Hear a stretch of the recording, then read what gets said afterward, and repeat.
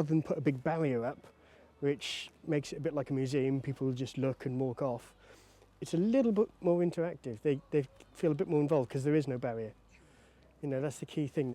I'll show you how people lived, from the Lord right down to the peasant. Throughout the ages, mankind has always been fascinated by the past. With many mediums, we have sought to document and recreate the lives of those before us. Cave painting, books, and modern media have all played a part in telling the tale of our world's histories. In the late 18th century, exploring the past through historical plays and pageants became more popular as the result of spreading education and literacy. Bringing the past to life continues to be a powerful experience for all of the senses. Despite the constant rise of communication technologies, people are still drawn to these live events. It's great to see the surprise on people's faces and to just let them know and have a think about, you know, where everything all comes from. It's very visual, it's very hands-on. We encourage the public, particularly in my textile store, people are frequently say, can I touch? And I say, dig in, because I have a problem not touching. It's there to be touched and felt and experienced, as people have many ways of learning. So we try and sort of address that, and we understand that too. Rather than do it as a third person, I'm first person in character. So you get a character from the village or the castle, will take you around, explain their job as we go around, and I make it interactive. I involve people with it. It's better when there is an audience because you can kind of shock them and get them involved and put a sword in their hand and say, right, that's it, you're going to go and fight that knight that's heavily armoured.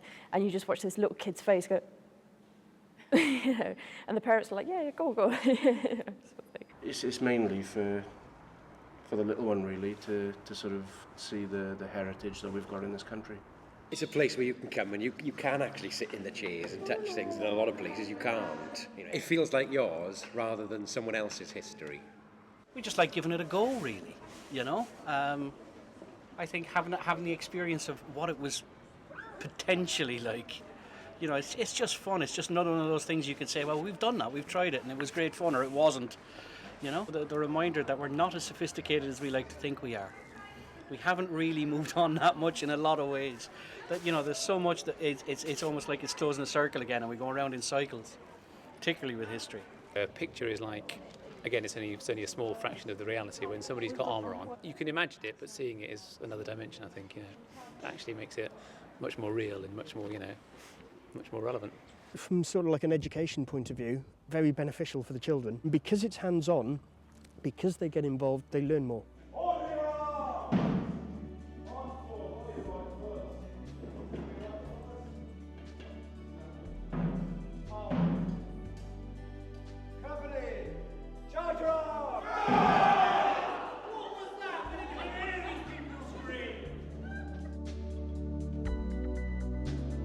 Drawing on our personal desire for hands-on experience, reenactment places artefacts in the hands of the public.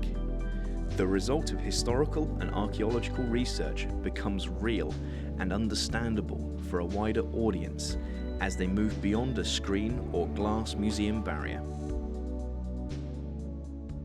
We like to be as authentic as we can, so that we are portraying something which is as accurate as possible within the confines of modern living. I learn something every single time I come to reenactment, whether it's about the people that we're actually reenacting with, or whether it's the characters that we're trying to portray, or just kind of history in general. There is so much that you need to know that you just don't get taught in schools. Archaeology helps us, and at the same time, we do have something to offer to archaeologists. Although we're not a specialist, we haven't got degrees in everything, our working knowledge, because we're more practical, we're hands-on. You give us something that looks cool, we'll work out what you can do with it. And from that, we can then work out how it's made, what it was used for, how it was used.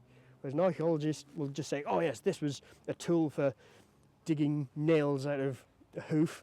We can then say how it was used, how it was made, and things like that. We can actually go and test it. The immersive quality of the event gives the effect of bridging time.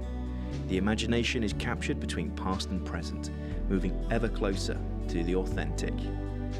However, The very nature of this experience also calls into question notions of our own reality. It raises the question, can we ever truly experience the past in the present? It's very difficult because in the past you have nothing to gauge it against, whereas we have all sorts of experiences. So no, I don't think you could truly experience it. You'd think, oh no, I'm not going to sleep on that. I've never slept on straw before. I want a nice mattress. So, no, I don't think you could. I think you can get close to a feeling what it's like, but you'll never ever truly experience that. The guys back then, it was life and death. They could be maimed, killed in the most hideous of ways, and I will never ever experience that, and I want to. You can probably go a bit further. I'm fortunate that I work at a medieval village where we've got reconstructions of medieval houses on the original foundations. So we've got the houses in the right location, in the right place, they're all the right size, and you do get a feel for the atmosphere. That really immerses you in the whole thing. When you're wearing the clothes, you do kind of get drawn into the kind of persona of that character. As a soldier, when you're fighting, you stand there and go, soldiers would have really taken that hit, If that was a real sword, you would have really lost an arm and things like that. So when you're lying on a battlefield and you really kind of take a hit and die for the final time, you go, wow, someone really did die in this field. Thousands of soldiers really would have died in this field. And then when you're walking around a castle on an evening and you're still in your kit and you sit there and go, a lord really would have sat in that chair and had a meal there, and someone would have stolen a kiss from a maid around the corner.